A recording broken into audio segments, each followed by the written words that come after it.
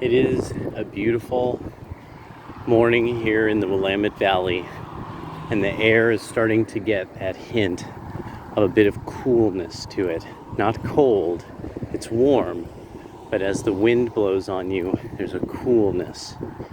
And then you look at the plants and you can see that dew has formed in the shade, especially in the blackberry bushes. The lower leaves still have dewdrops all over them. So looks like we're returning to somewhat normal weather after a rather intense, set of intense heat waves, which are going to be, I honestly think that they won't be, this isn't irregular. I'm thinking that we're seeing a cycle of aridity on the West Coast that was normal to the West Coast. And it's just that so many people, like even myself, are newcomers to this region of the country. We forget it barely supported much life. There were lots of native peoples, but they just simply weren't in huge numbers. The Willamette Valley itself, I've seen topographical maps going back totally into living memory, where they massively changed the flow of water through the valley, altered how the creeks flowed. That it would just be soaked. It was really tremendous amounts of wetland that were claimed mostly for grass seed growth and timber growth as well. And that's what made it possible for all of this to even be here. A lot of people don't really appreciate that. There's sort of that thing with environmentalists locally that they want everything to turn back to some pristine era that they wouldn't have been able to live. They wouldn't have been able to live here. They wouldn't have been able to enjoy life anything like they think it is. They wouldn't be able to hike like they can with the established trails that were here. I even met, when I first moved here, a guy that when he said, I could remember when all of this were wagon trails. So it was maybe, I think, dug out, but not even like hard scrabble or macadam spread, that it was just flat enough that you could have wagons using the roads through the area of Harrisburg and Junction City. And even when I got here, like Junction City and Harrisburg, they were tiny. They were tiny. These were small. Scarcely a city. There were a few thousand people. And I haven't been here that long. So, you could walk from end to end in like practically minutes. It was kind of cool. Hey, so something there was all the chaos in Portland that happened yesterday, and I was watching it, and one of the things that happened was these people got into a religious debate. Why do you get into religious debates with anti-theists, with people who they hate religion, and are intensely malinformed at best about it? It is worthless unless you have certain phrases kind of down, unless you have certain theological concepts absolutely down. And then there's the issue of this, that Protestants are usually totally uninformed of the difference between the Roman Catholic Church and the Orthodox. And the Orthodoxies, like the Greek Orthodox, Russian Orthodox, Serbian Orthodox, Ethiopian Orthodox. These are all separate orthodoxies that have their own hierarchies, because the idea is that they were established by the various apostles and early saints.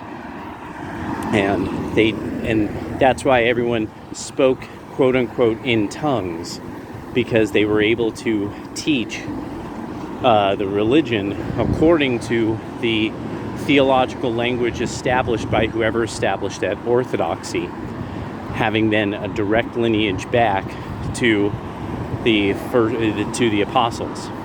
That without understanding this, there's no way of explaining most of the structure of Christianity.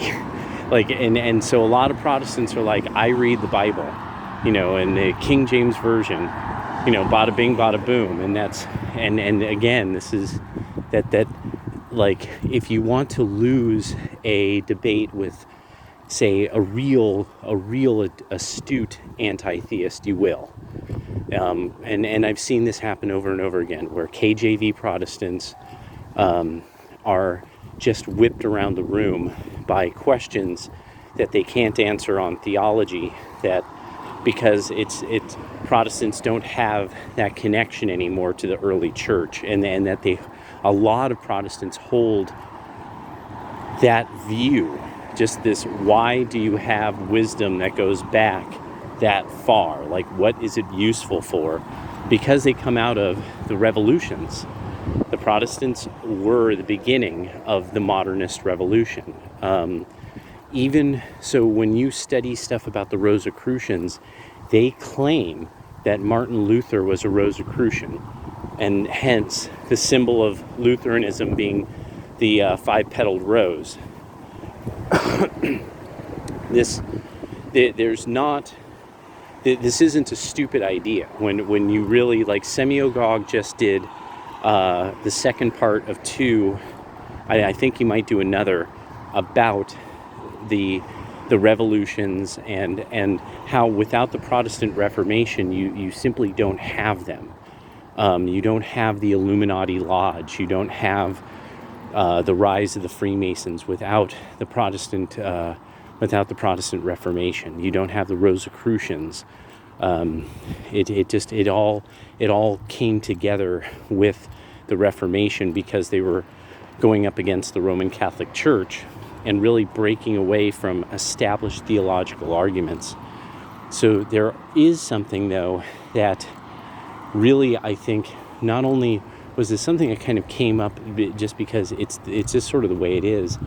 And oh my gosh, this dog is so cute. This is like one of those dogs like Einstein. Yeah. Your dog is absolutely adorable. And so, I don't know if you got to see Einstein. Yeah. So the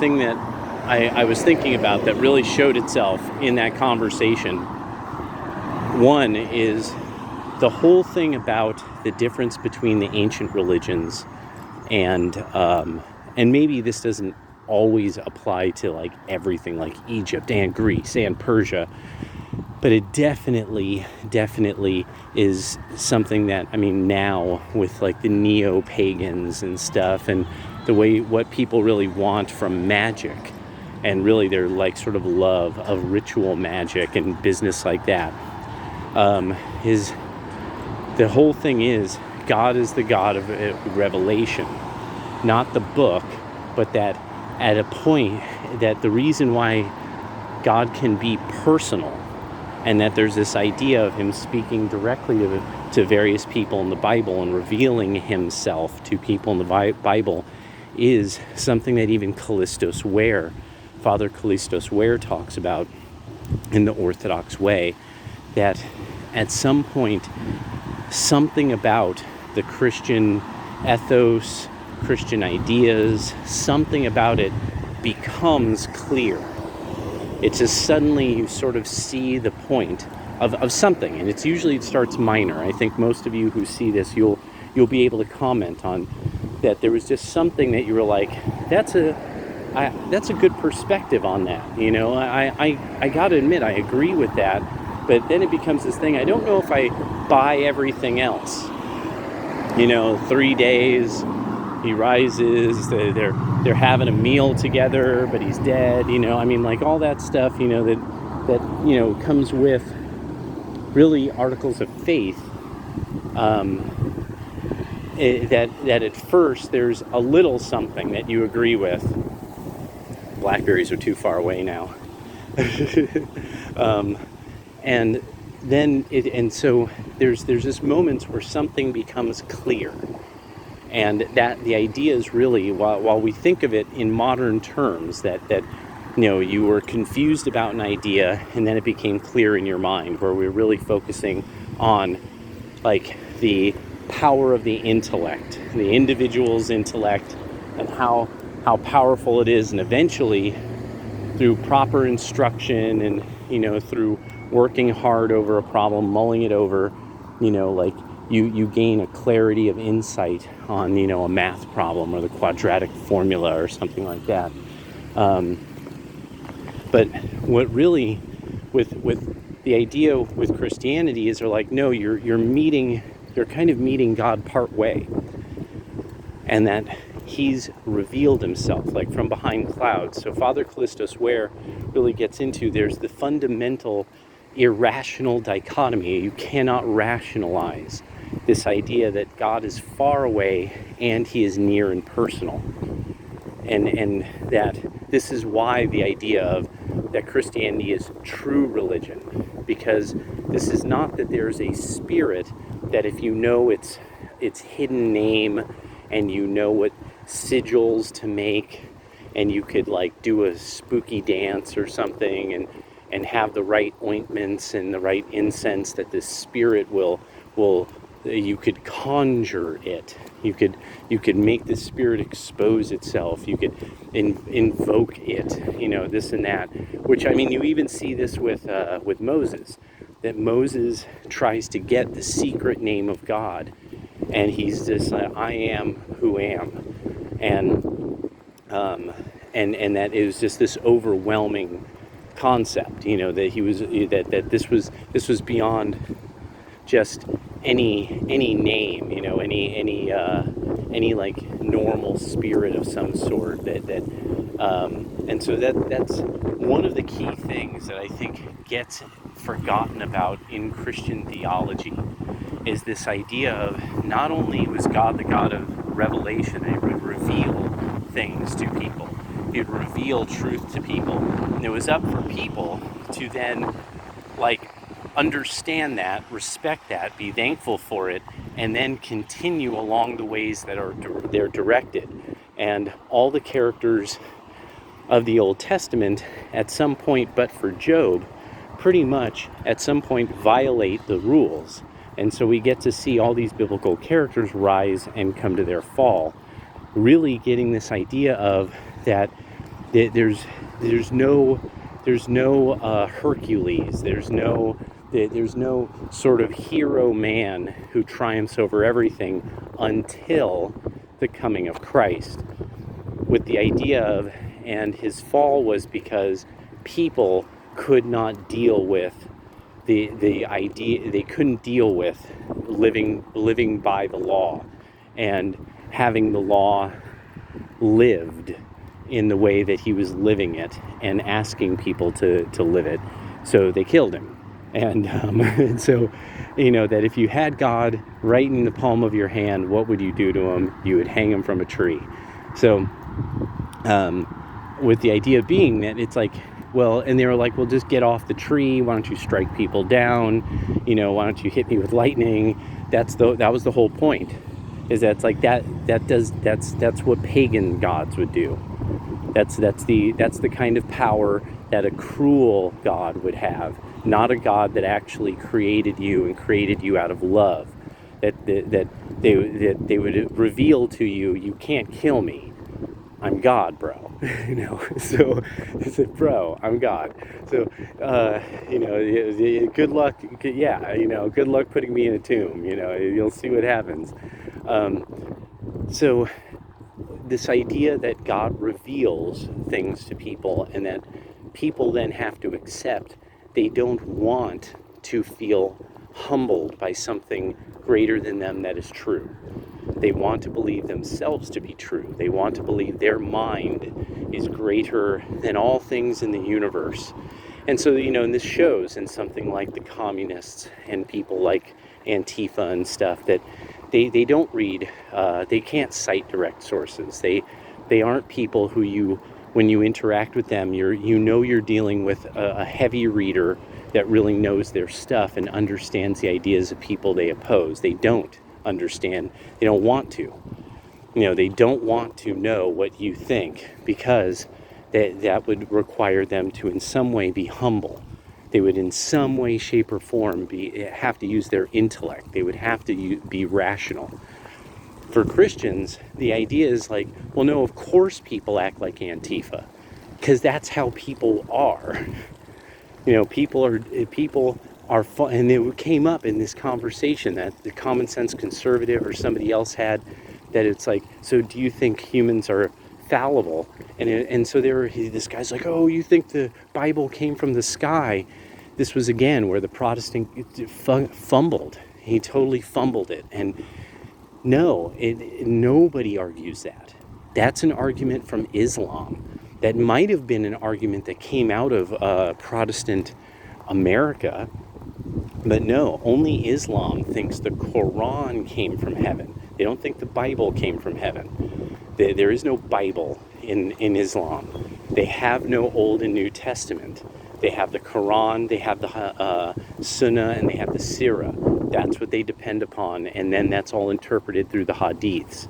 They believe that the Quran was written in heaven, and that it's in there, that it's in heaven. There's a big-ass book named the Quran, and that it was revealed to Muhammad. And now we know that there's 30 completely different versions all over the Ummah. So this is why people end up fumbling on this, is no, we know it was written by people.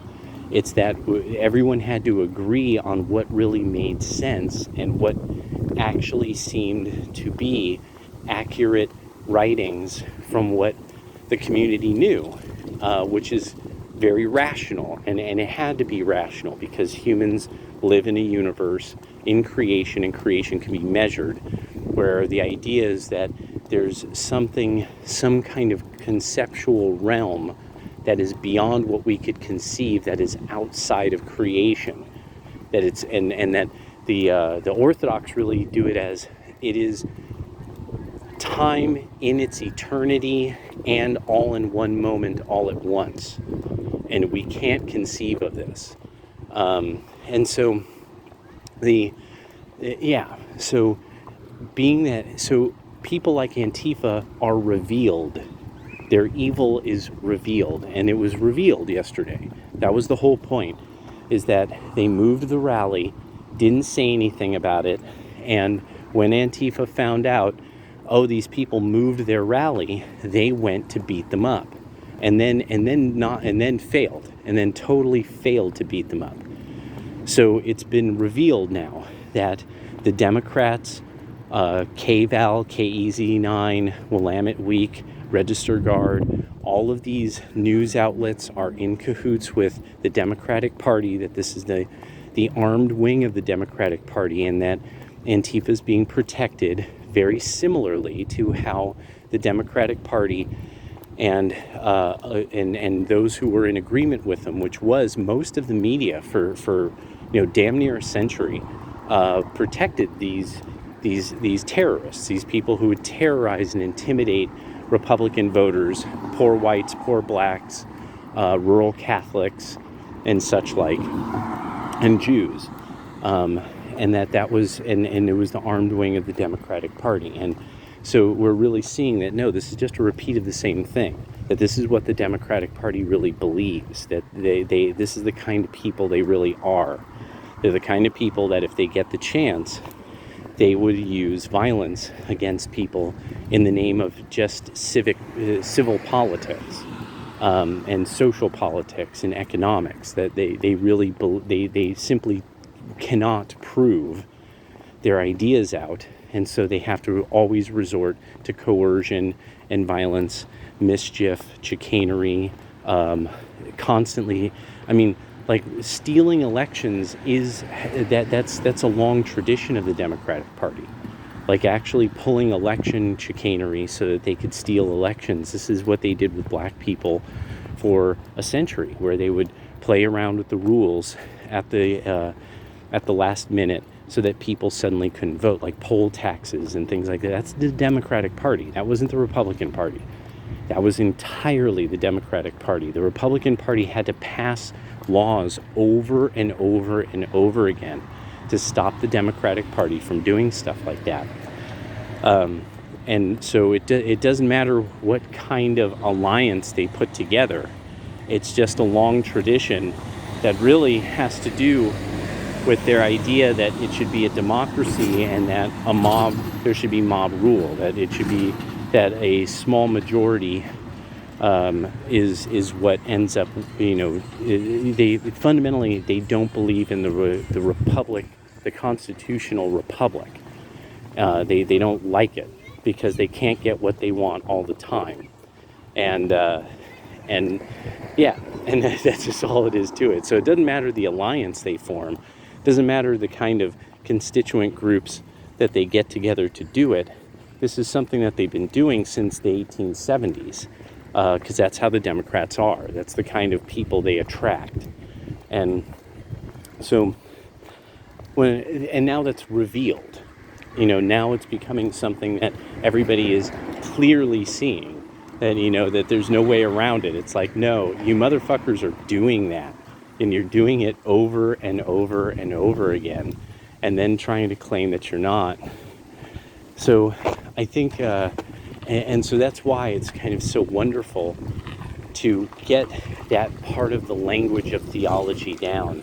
That the God of revelation, that he reveals to people what is going on, that it's, you can't, he doesn't pop up in some weird form and is like, it gives you some magical abracadabra or something like that. And that's a very important thing to differentiate from the really almost all traditions that come out of like the Mediterranean and ancient world paganism. That was significantly different. That you could have magical sigils, and that there's these various kind of spirits that will do things, and you'll even see this in traditions. Like you'll see it especially in the Catholic world, where there will be saints' candles that you invoke certain saints and things like that, and it harkens back to that idea of that if you do certain things, this certain saint will intervene. But it gets to the point where, people will leave saints wine and fruit. There was one in the, Buena Vista Social Club, that singer, that really, really great male singer, he has an entire altar to Saint Lazarus, and it's a black Lazaro, and he goes through all the things you leave on the altar of Saint Lazarus, because in that Cuban tradition, whatever that evolved from, it's that these are gifts to the Saint Lazarus. This is fundamentally a very pre-Christian way of approaching Catholic Christianity. The Catholic Church really has never sort of staved that off, but really that everybody knows about since the Renaissance. That's the thing about the Catholic Church. Ever since the Renaissance, and just before then, really about the 1300s, they were like kind of into including ritual magic, and you could find lots of Catholic. You could even find popes will have ritual magical books that are Catholicized magic and stuff like that. But and so when you really think about, like a big part of what Antifa is about is sort of this fire and blood magical rite of violence. And even BLM with Patrice colors embrace the idea of the Yoruba religion. It's something, it's Ifa Odun or Ifa Ojun Yoruba religion. It was is what I ended up finding it under. But and that you call upon the spirits of your ancestors, and they require, kind of a sacrifice of blood and fire. So it's really one of these things I started to, all of this becomes revealed. It's just that you have to, it takes sometimes knowing about a lot of this stuff. Like, it really takes having, like, an extensive knowledge about ritual magic, about the history of Christendom. But I want to salute all of those people up there in Portland for what they did, because they really, really, really did a great job of making those idiots look like idiots. I mean, that was fantastic. That was truly one of those, like, I mean, just like excellent. Very, very, very well done. You showed what they were about. That when you weren't there, they were like, where are they at? Let's find them and let's get them. They're a violent gang.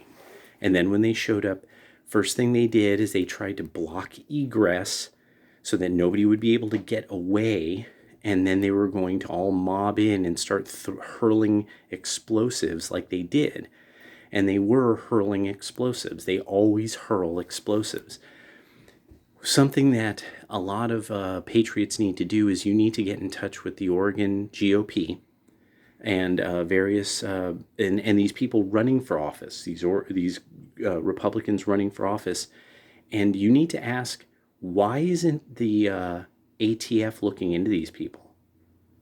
Why isn't the ATF doing anything about these explosives? This is all caught on film for years, that these people obviously have bomb-making factories.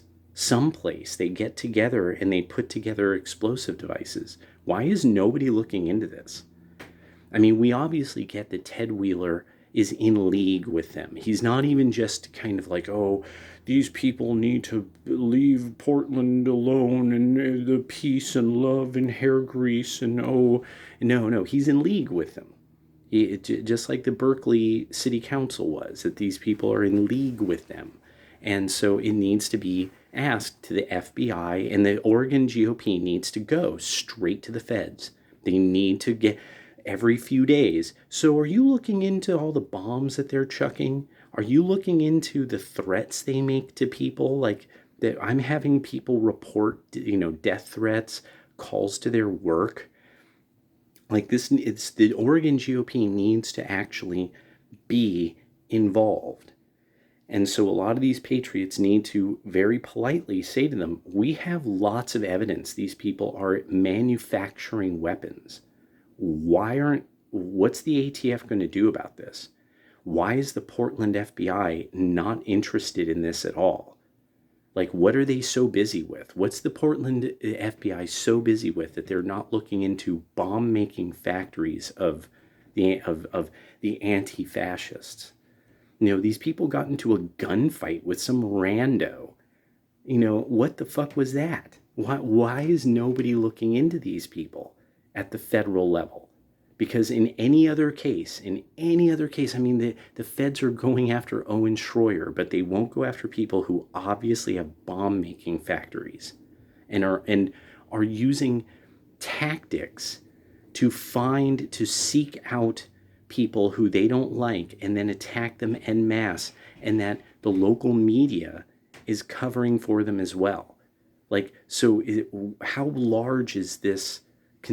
How many people are conspiring in this way to cause mayhem and mischief? And then should companies divest in Portland?